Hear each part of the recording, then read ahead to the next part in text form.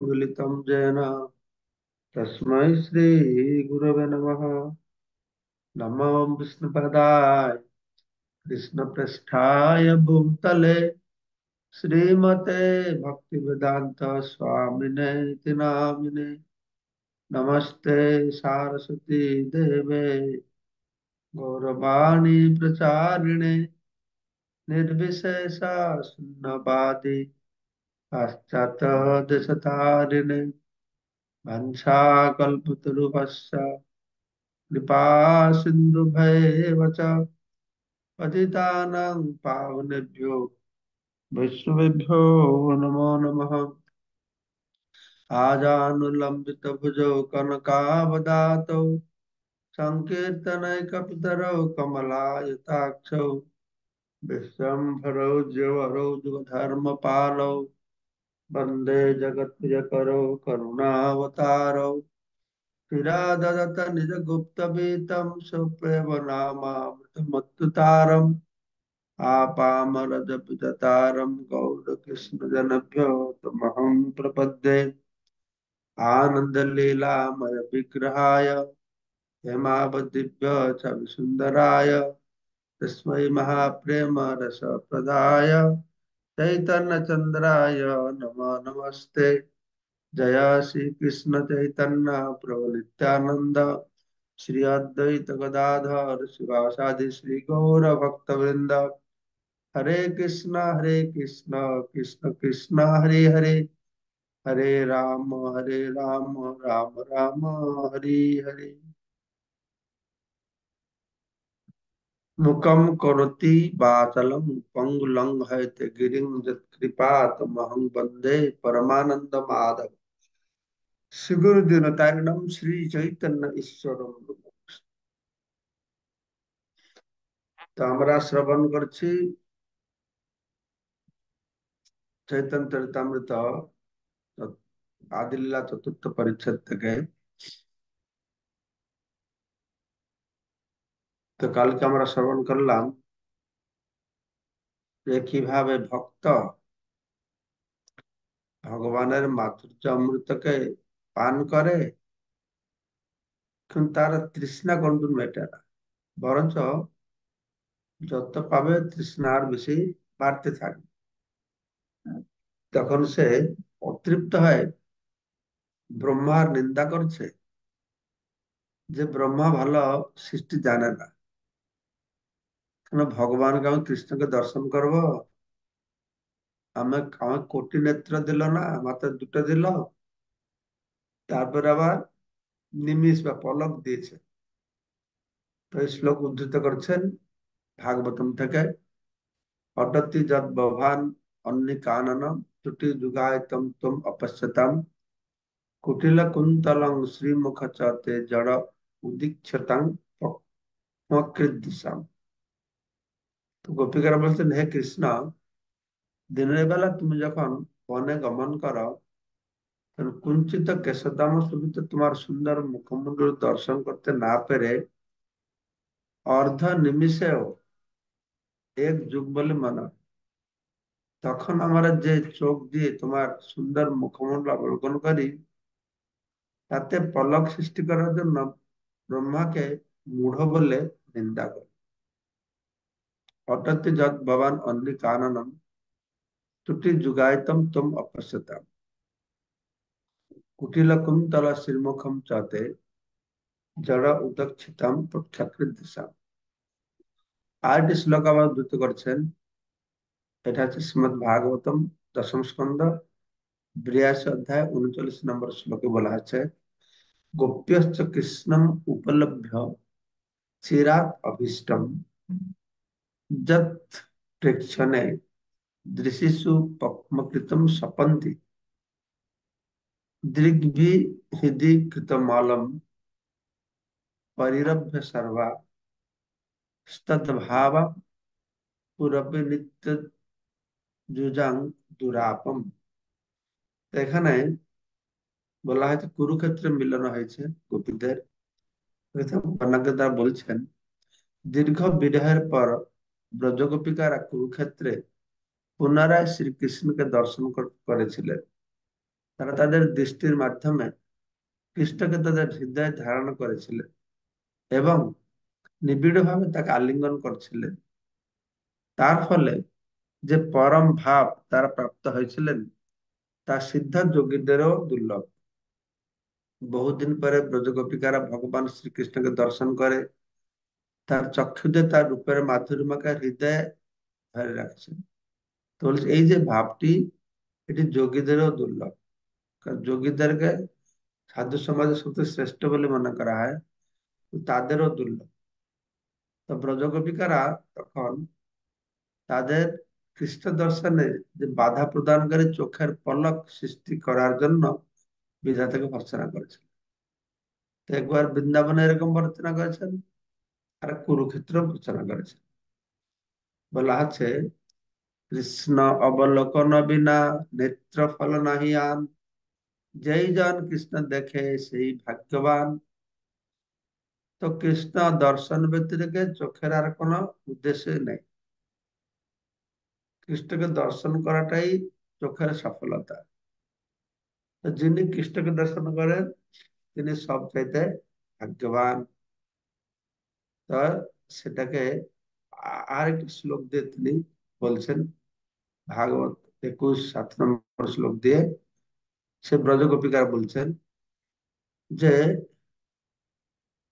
অক্ষনতং ফলম ইদম ন পরম বিদাম, সখ্য পশুন অনুবিবেশয়তো বয়োর্জস্বয় বক্ত্রং ব্রজস সুতয় অনুবেনুजुষ্টম জৈবম অনু ও রক্ত কটাক্ষ মোক্ষম।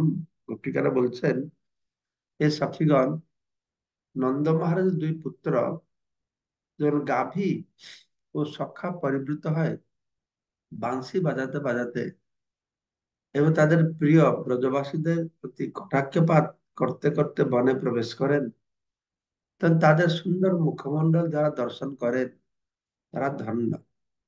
কারণ চক্ষুষ্মান ব্যক্তিদের পক্ষে তার থেকে দর্শনীয় বস্তু আর কিছু নেই। তো এইভাবে বলা আছে যে কেউ যদি সৌভাগ্যবান হয় তাহলে আহ তিনিও ব্রজগোপিকার মতন নিরন্তর কৃষ্ণকে দর্শন করতে পারবে। তাই ব্রহ্মসংহিতা বলা হয়েছে, প্রেমাঞ্জন ছুরিত ভক্তি বিলোচনায় প্রেমরূপ অঞ্জনদার রঞ্জিত নয়নে ভক্তরা নিরন্তর শ্যাম সুন্দরকে হ্যাঁ তাদের হৃদয়ে যেমন শ্যাম সুন্দরম অচিন্তম গুণ স্বরূপ তার হৃদয়ে তারা দর্শন করে।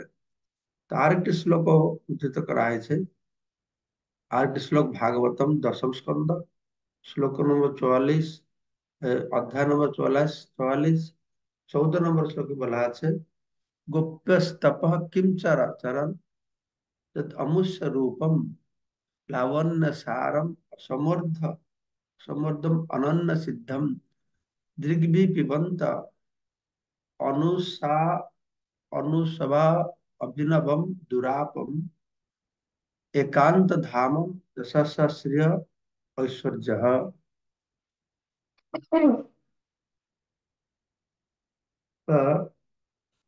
এই শ্লোকে বর্ণনা করে বলা আছে যে গোপীরা মথুরা মথুরার পুরো নারীরা বলছেন। হ্যাঁ? আগে তো গোপীরা বলতো, মথুরা পুরো নারীরা যখন কৃষ্ণ মথুরায় প্রবেশ করছেন তখন তারা কি বলছে, আহা, ব্রজগোপিকারা কি তপস্যা করেছেন, শ্রী ঐশ্বর্য ও যশসমূহের একান্ত আশ্রয়, দুর্লভ স্বতঃসিদ্ধ অসমর্থ সমস্ত লাবণ্যের সারস্বরূপ এই শ্রীকৃষ্ণের মুখ কমলের অমৃত দ্বারা অমৃত তারা তাদের নয়নের দ্বারা নিরন্তর পান করে। ব্রজগোপিকারা যে কৃষ্ণ দর্শন করছেন নিরন্তর, তাদের সৌভাগ্যের কথা মথুরা পুরের নারীরা আলোচনা করছেন, যারা কত তপস্যা করেছিল যে শ্রীকৃষ্ণের মুখকমলের যে অমৃত তারা নিরন্তর পান করছিল। অপূর্ব মাধুরী কৃষ্ণের অপূর্বতার বল যাহার শ্রবণে মন হয় টলমল, কৃষ্ণের মাধুর্যে কৃষ্ণে উপজয় লোক, সম্যক আস্বাদিতে না রে মনে হয় ক্ষোভ। এই যে কালকে বলেছিলাম যে যে কৃষ্ণ মধ্যে যে মাধুরিমা রয়েছে, তো ভক্তকে আকর্ষণ করে ঠিক আছে, কিন্তু কৃষ্ণকে আকর্ষণ করে। কৃষ্ণের মাধুর্যে কৃষ্ণের উপজয়ের লোক, তো সেটাকে তিনি সম্যক রূপে আস্বাদন করতে পারে না। যেহেতু তার তিনি পূর্ণরূপে আস্বাদন করতে পারে না, তাই তার মনে কি হয় না, ক্ষোভ থেকে যায়। হুম। এই তো দ্বিতীয় হেতুর কহিল বিবরণ, তৃতীয় হেতুর এবে সুনহ লক্ষণ। তৃতীয় হেতুর কি ছিল? যে মন মাধুর্য, মত মাধুর্য, আমার মধ্যে যে মাধুরী মাধুর্য সাধ্যজন অদ্ভুত মাধুরীমা কীদৃশের মধ্যে, সেটা এখানে দ্বিতীয় শ্লোক, দ্বিতীয় কথা বলা হয়। তৃতীয়টি কি? তৃতীয় সৌখ্যংস মদনুভবত কীদৃশিং ব্যতিলোভ। তো কি প্রকার সুখ লাভ হবে সেটি এখন বর্ণনা করা হচ্ছে। অত্যন্ত নিগুড় এই রসের সিদ্ধান্ত, রূপ গোসাই মাত্র জানেন একান্ত। এই যে বর্ণনা করা হবে, শিল কৃষ্ণদাস কবিরাজ গোস্বামী বলছেন এটি অত্যন্ত নিগূঢ় তত্ত্ব। স্বরূপ গোসাই মাত্র জানেন এখানে। স্বরূপ দামোদর গোস্বামী তা ভালো হয়ে যান। যে বা কেহ অন্য জানে, সেহ তাহা হইতে চৈতন্য গোস্বামী দেহ অত্যন্ত মর্ম যাতে। অন্য যে কেউ এই তত্ত্বটা জানে বলে দাবি করেন, তারা সবই স্বরূপ দামোদর কাছ থেকে জেনেছে, তার কাছেই শুনেছে। কেননা তিনি ছিলেন চৈতন্য মহাপ্রভু অত্যন্ত অন্তরঙ্গ পার্শ্বদ, চৈতন্য গোসাইয়ের দেহ অত্যন্ত মর্ম যাতে। হ্যাঁ, কোন নিকটারে ছিলেন তিনি বুঝতে পেরেছেন। কালকে এটা পড়েছি মনে হয়। গোপীগণের প্রেমের রূঢ় ভাবনা, বিশুদ্ধ নির্মল প্রেম কভু নহে কাম। আচ্ছা, এটা শ্লোক ভক্তের সমুদ্র থেকে বলা হয়েছে। হম।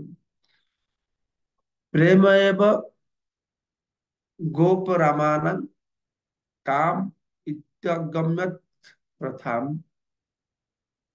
हाँ, अगमत प्रथा इति उद्धव आदय अपि एतम वांछन्ति भगवत प्रिया। গোপীদের যে প্রেম, অনাবিল প্রেম সম্পর্ক বর্ণনা করে বলা আছে, ব্রজগোপিকাদের শুদ্ধ ভগবত প্রেম কাম বলে খ্যাত হয়েছে। উদ্ধব প্রমুখ ভগবানের প্রিয় ভক্তগণ সেই প্রেমের পিপাসু। এখানে গোপীদের সঙ্গে ভগবানের সম্পর্কে এই শুদ্ধ প্রেম, কিন্তু কখন কখন সেটাকে কাম বলে বর্ণনা করা হবে।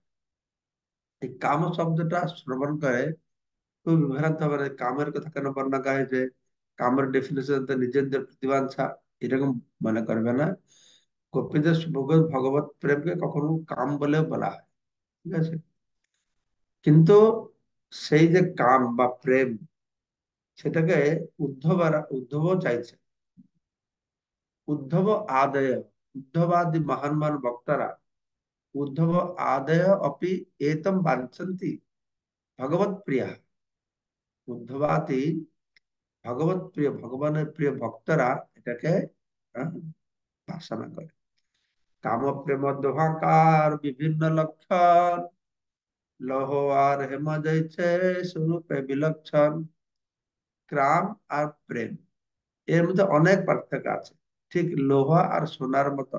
হুম, কাম আর শুদ্ধ প্রেম, এই পার্থক্য হৃদয় করতে চেষ্টা করা উচিত। কাম কাকে বলে আর শুদ্ধ প্রেম কাকে বলে, কেননা তারা সম্পূর্ণ ভিন্ন জাতীয় জিনিস।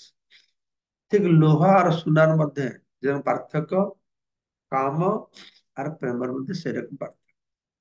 তাহলে কাম কাকে বলে, প্রেম কাকে বলে, এই শ্লোকে এখন বর্ণনা করে বলা হচ্ছে।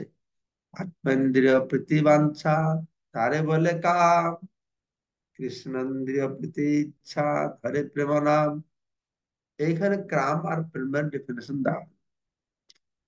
এটা কি না, নিজের ইন্দ্রিয় প্রীতির বাসনাকে বলে কাম।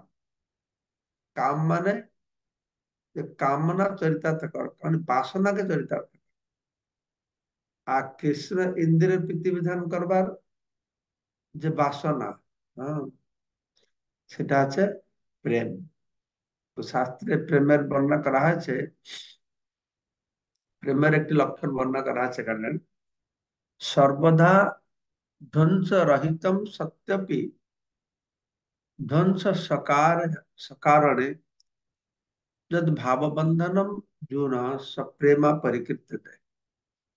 ধ্বংসের কারণ উদিত হলেও দম্পতি দ্বয়ের যে দৃঢ় ভাববন্ধন কোন প্রকারের ধ্বংস হয় না, তাকে বলে প্রেম। তাকে বলা আছে শুদ্ধ প্রেম। যে কোনো অবস্থাতে, হ্যাঁ, ভগবানের সঙ্গে ভক্তের কোনোদিন বিচ্ছেদ হবে না। ভক্ত যত সমস্যার সম্মুখীন হোক, এমনকি ভগবানও যদি তাকে তাকে ধোকা দেবে, তথাকথিত ধোকা, তবু ভক্ত তাকে ছাড়বে না। এই হচ্ছে প্রেম, প্রেমের লক্ষ্য। ব্রজ গোপিকাদের কাছে এরকম হয়েছিল। কৃষ্ণ ব্রজ গোপিকাদের ছেড়ে চলে গেছেন, তো ছেড়ে চলে গেছেন বলে তাদের প্রেমে কোনো বাধা পড়ে না, বরঞ্চ প্রেম আরো বেশি তীব্র গভীর হয়েছে। এইটা আছে প্রেমের লক্ষণ। প্রেমে কোনোদিনই কোনো প্রকারে সে সম্পর্কটা ধ্বংস হবে না, যত প্রতিকূল অবস্থা থাকুক না কেন।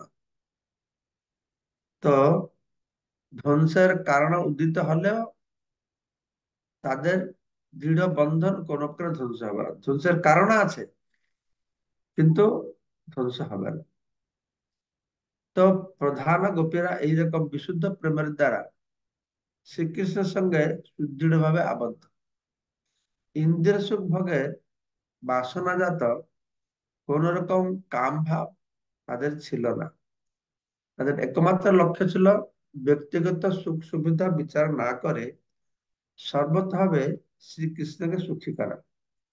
তারা পরমেশ্বর ভগবান শ্রীকৃষ্ণের সন্তুষ্ট বিধানের জন্য সর্বতভাবে নিজেদের উৎসর্গ করেছিলেন।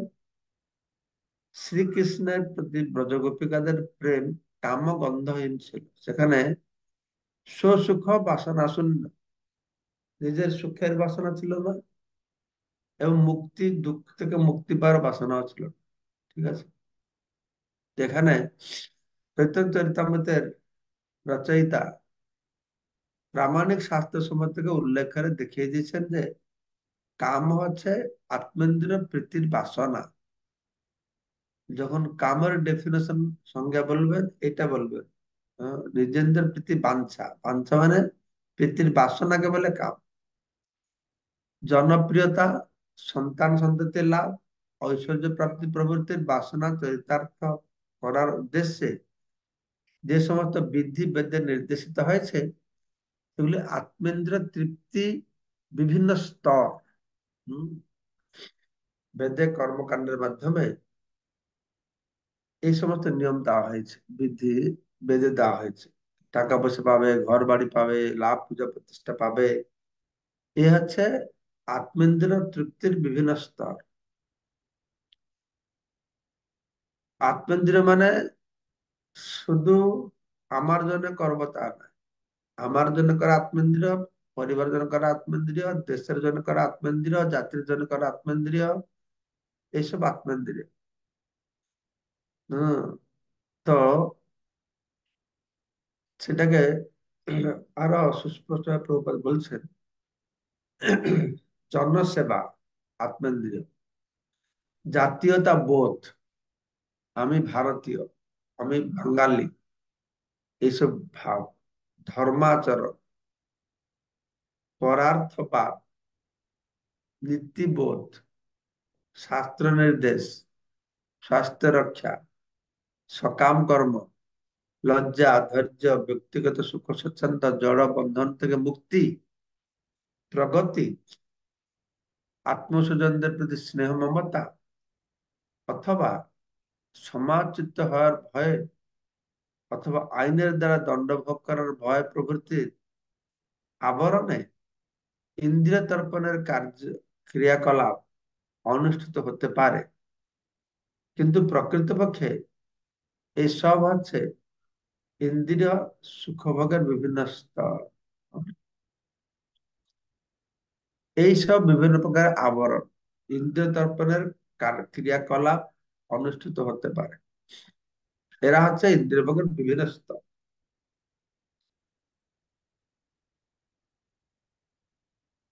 এটা হচ্ছে, এটাও স্বার্থপরতা, মানে এটা সংকুচিত স্বার্থপরতা, এটা বৃহত্তর স্বার্থপরতা।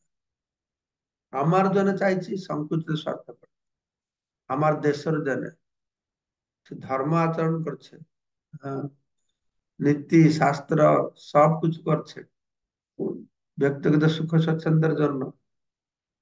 তো এইগুলো সব হচ্ছে হম, ইন্দ্রিয় ভোগের বিভিন্ন স্তর। এই সমস্ত তথাকথিত সৎকর্ম সাধিত হয় নিজের ইন্দ্রিয় সুখ ভোগের উদ্দেশ্যে। কেননা এই সমস্ত নীতি ও ধর্ম অনুশীলনের সময় কেউ তাদের ব্যক্তিগত স্বার্থ ত্যাগ করেন না। এই কথাগুলো কত গুরুত্বপূর্ণ দেখো। এই কথা সমাজে কেউ জানেই না। আমরা যদি বলতে যাব আমাদের লাঠি নিয়ে মারতে আসে। জনসেবাকে বলা আছে ইন্দ্রিয় তর্পণ, ধর্মাচরণকে বলা হচ্ছে ইন্দ্রিয় তর্পণ, জাতীয়তাবোধকে বলা হচ্ছে ইন্দ্রিয় তর্পণ, পরার্থ, নীতিবোধ, শাস্ত্র নির্দেশ, এসব হচ্ছে ইন্দ্রিয় তর্পণ। কে মানুষ জানে না, জানলে কেউ শুনবে না গ্রহণ করবে এটা। কিন্তু এইগুলি গ্রহণ করতে পারে, বুঝতে পারবে, তখন আসল আহ, প্রেম বস্তুটাকে জানতে পারবে। তো বলা হচ্ছে যে এই সমস্ত যে তথাকথিত সৎকর্ম, এটা তথাকথিত, এগুলো সাধিত হয় নিজের ইন্দ্রিয় সুখ ভোগের উদ্দেশ্যে। আর সব করছে সূক্ষ্ম ভাবে নিজের ইন্দ্রিয় ভোগের বাসনা থাকে। কেননা এই সমস্ত নীতি ও ধর্ম অনুশীলনের সময় কেউ তাদের ব্যক্তিগত স্বার্থকে ত্যাগ করেন না। কিন্তু এই সবের ঊর্ধ্বে এক অপ্রাকৃত স্তর আছে, রয়েছে, যে স্তরে জীব নিজেকে আহ, একমাত্র পরমেশ্বর ভগবান শ্রীকৃষ্ণের নিত্য সেবক বলেই মনে করে। কোথায় তুমি তো আমাদের প্রধানমন্ত্রী মহোদয় বিভিন্ন জায়গায় বিগ্রহ প্রতিষ্ঠা করছেন, কোথায় একটা গিয়েছেন, তো সেখানে লোকেরা বলছে, একজন বড় আচার্যকে বলছেন যে মোদিজি দেখা যায় বড় প্রিস্ট হয়েছেন, প্রিস্ট, পূজারী, নত জায়গায় বিগ্রহ। সে বলছে না না, আমি যদি পূজারী হয় একমাত্র মা ভারতের পূজারী, আর কারো পূজারী নয়, ভারত মাতারা পূজারী। তো এই হচ্ছে কথা, ঠিক আছে। এই সেবার ভাব যুক্ত হয় যে সকল কার্য সম্পাদিত হয়। তো যদি ভগবানের আমি নিত্য সেবক এইরকম মনে করে যদি করা যাবে, তাহলে শুদ্ধ ভগবত প্রেম, সেটা হচ্ছে ভগবত প্রেম। কারণ তার একমাত্র উদ্দেশ্য কৃষ্ণের তুষ্টি বিধান করা, নিজের নয়, পরিবার নয়, দেশের নয়, জাতির নয়, দেবতাদের নয়, কার নয়, কৃষ্ণের তৃপ্তি করা। কিন্তু ফলভোগ করার উদ্দেশ্য দিয়ে যে কর্ম সম্পাদিত হবে, তার উদ্দেশ্য ইন্দ্রিয় তৃপ্তি সাধন হয়। এই ধরনের কর্ম কখনো স্থূলভাবে, কখনো সূক্ষ্মভাবে ইন্দ্রিয় তৃপ্তি সাধনের উদ্দেশ্যে উদ্দেশ্য নিয়ে সম্পাদিত হয়। কোন কর্ম আমরা ফলের উদ্দেশ্যে করব, শাস্ত্রও মানছি ফলের উদ্দেশ্যে, তো এটা ইন্দ্রিয় তৃপ্তি, ঠিক আছে।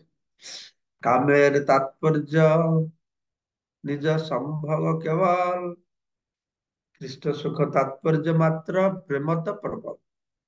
কামের তাৎপর্য হচ্ছে নিজ সম্ভোগ, স্বসুখ,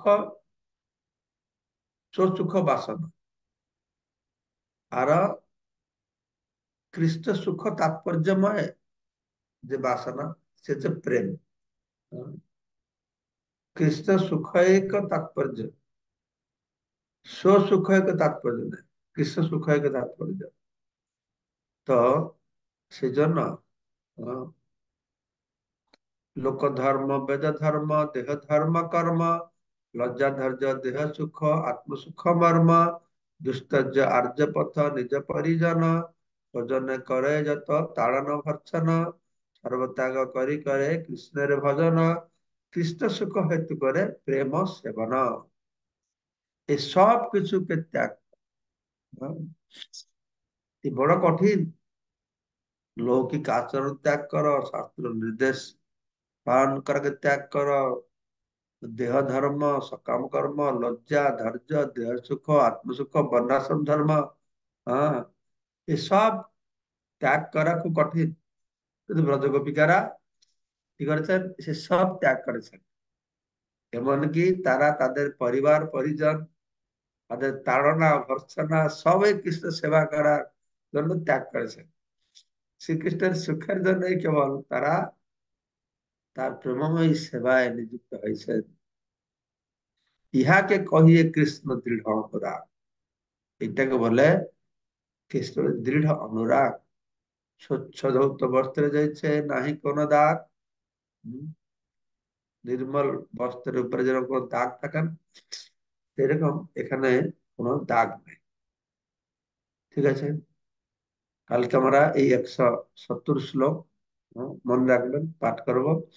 তো আজকে আমি কোনো তাই না, একটু যেতে হবে। আজকে আমাদের পঞ্চদত্ত মহাভিষেক আছে, আমাকে একটু যেতে হবে সেখানে। আমার শরীরটাও ভালো লাগছে না, কেন জানি না। কালকে কি খেয়েছি, ঠান্ডা লেগে গেছে। কোনো বেশি লম্বা প্রশ্ন না করে ছোট প্রশ্ন থাকা যদি করবেন। আমাকে একটু 2-4 মিনিটের ভিতরে মন্দিরে যেতে হবে আমার অভিষেকের জন্য।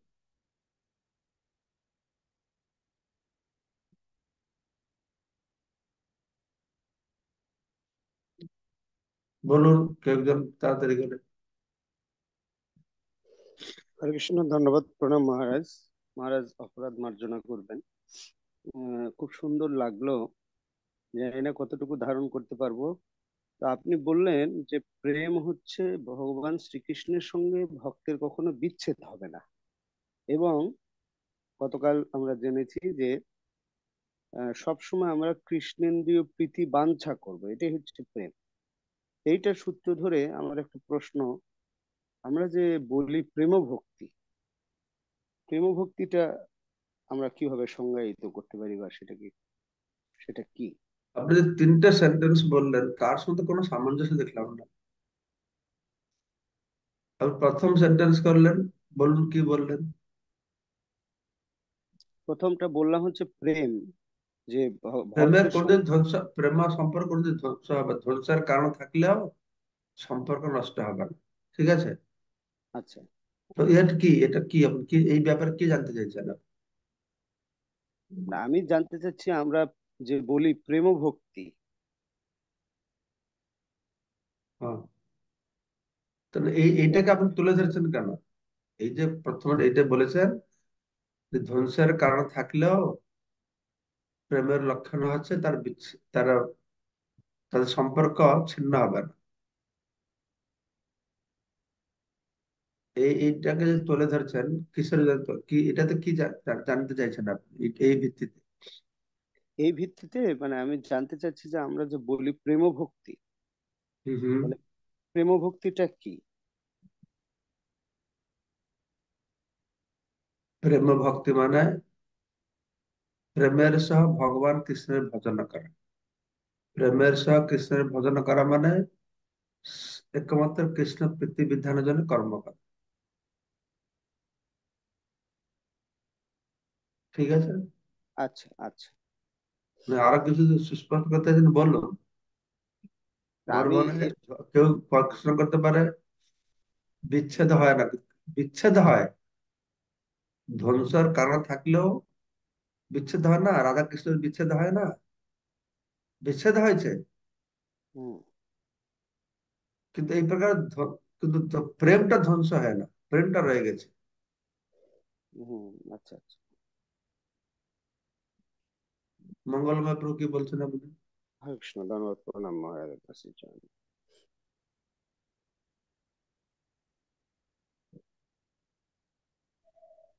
হরে কৃষ্ণ মহারাজ, শ্রীচরণ দণ্ডবত প্রণাম। মহারাজ, এখানে ধর্ম আচরণ এবং শাস্ত্র নির্দেশ দুটোকেই ইন্দ্রিয় তর্পণ বা কাম বলা হচ্ছে। এখানে কোন ধর্মাচরণ এবং শাস্ত্রই বা কি, যা আহ, ইন্দ্রিয় তর্পণ বা কাম বলা হচ্ছে? যেই ধর্মাচরণ করে মানুষ অর্থ উপার্জন করে, ধর্ম অর্থ কাম মোক্ষ এই সবটাই সেই সমস্ত শাস্ত্র, যে শাস্ত্র মানুষকে ইন্দ্রিয় ভোগের কথা শেখায়, সেই শাস্ত্রের কথা বলা হচ্ছে। ঠিক আছে। হ্যাঁ। রসময় চিত্র প্রবতাজি। আর একটা জিজ্ঞাসা মহারাজ, যখন ব্রজগোপীগণ এই কুরুক্ষেত্রে আসলেন, তখন ভগবান কৃষ্ণচন্দ্র, বলরাম এবং সুভদ্রমাণিককে সেই রথে করে নিয়ে যাচ্ছেন, তখন কি রথযাত্রা শুরু হলো তখন থেকে, মানে ওই কি হলো, কি ঘটনা? হলো, কি কি বলছেন? রথগিরি কোথায় নিয়ে এসেছেন? না না, ওই যখন ব্রজগোপীরা কুরুক্ষেত্রে আসলেন, কৃষ্ণ কৃষ্ণকে দর্শন হলো, তখন কি এই ব্রজগোপীরা কৃষ্ণ, বলরাম এবং সুভদ্রামণিকে রথে করে আবার ব্রজধামে নিয়ে যাচ্ছিলেন? এটাই কি মহারাজ রথযাত্রা? তা তো ব্রজধামে নিয়ে যায় না তো, কোথাও আমি তো পড়ি না। কুরুক্ষেত্র থেকে কৃষ্ণ বলরাম ব্রজধামে নিয়ে গেছিল, আমি তো জানা নেই এটা। তো এই রকম তো মহারাজ, কোথায় জানি পড়েছেন এটা? কি জানি কোথায় মহারাজ, পড়েছেন? এরকম আপনার রথযাত্রা গ্রন্থ আছে কি রকম, আমার মনে পড়ছে হ্যাঁ, না। হ্যাঁ, হ্যাঁ। আপনার রথযাত্রা গ্রন্থে কি এইরকম লেখা আছে? আমি ঠিক না, মনে না, করতে পারছি। নিশ্চয়, নিশ্চয় হবে না।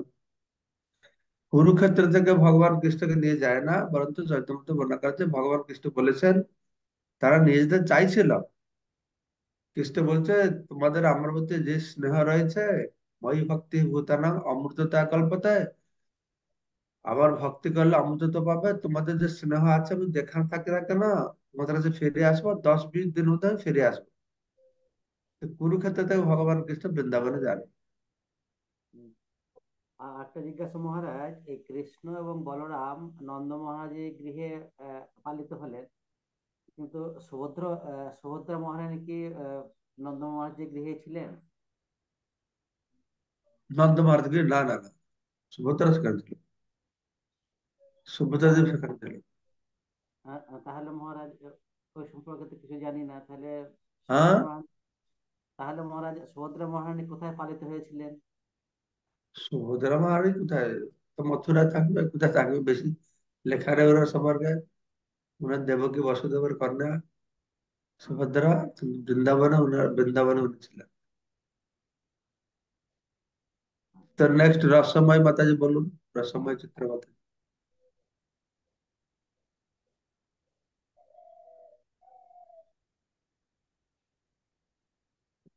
রসময় মাতাজি বলবেন কিছু? আনমিউট করুন, তাহলে মিউট করে বললে কি করে শুনবো আমরা? এখনো হইল মহারাজ, হরে কৃষ্ণ প্রণাম। 167-69 হচ্ছে যে শ্লোকার্থ আছে: লৌকিকাচার, শাস্ত্র নির্দেশ পালন, দেহ ধর্ম, সকাম কর্ম, লজ্জা, ধৈর্য। মহারাজ, এখানে ধৈর্যর ব্যাখ্যাটা বুঝলাম না, মানে ধৈর্যটাকেও ত্যাগ করতে বলা হয়েছে, এটা মহারাজ একটু কনফিউশন হলো।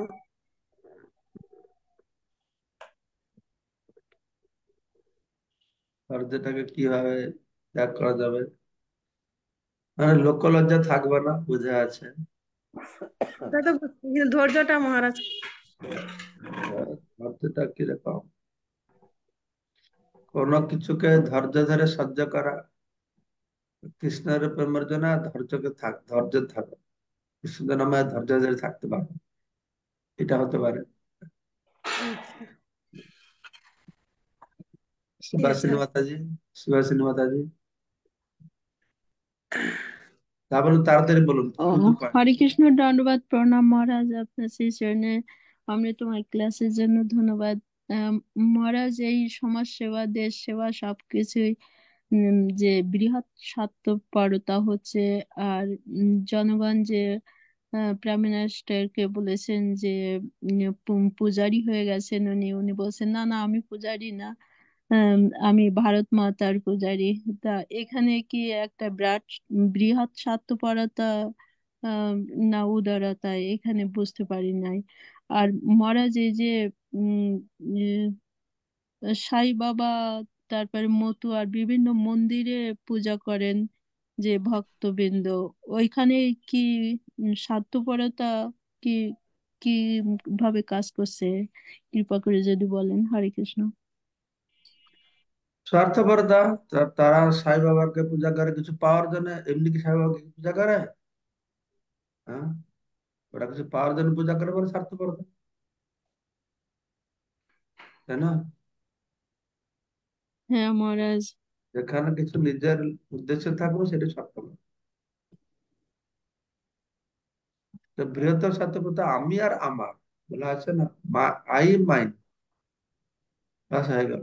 আমার দেহ, আমি, আমার পরিবার, আমার দেশ, আমার জাতি, এটাকে রিপ্লেস করতে হবে আমার কৃষ্ণ, এটা বলা হচ্ছে। লোকেদের এটা জীর্ণ করতে একটু কঠিন হবে। যে আমার একমাত্র কৃষ্ণই আমার, বাস ফিনিশ। কার কাছে কঠিন হতে পারে, কিন্তু এই এক রকমের দর্শন।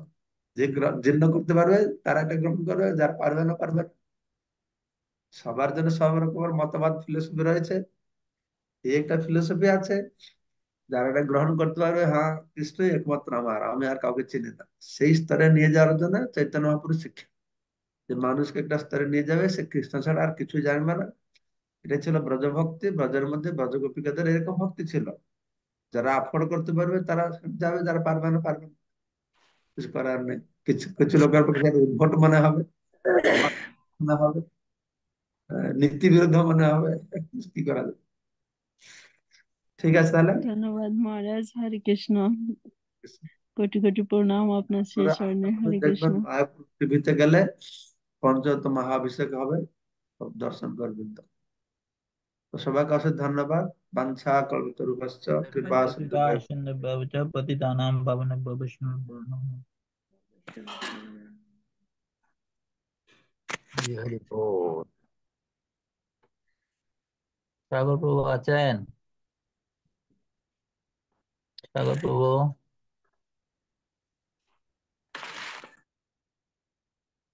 হরে কৃষ্ণ। সাগর প্রভু, আজকে মায়াপুরে ওখানে বিশাল অনুষ্ঠান, সাগর প্রভু ওদিকে ব্যস্ত আছে, মানে আপনাদের জুম থেকে বেরিয়ে দিতে পারেন। আরে বল সাগর প্রভু। ও ল্যাপটপ চালু করে দিয়ে চলে গেছে মনে হয়।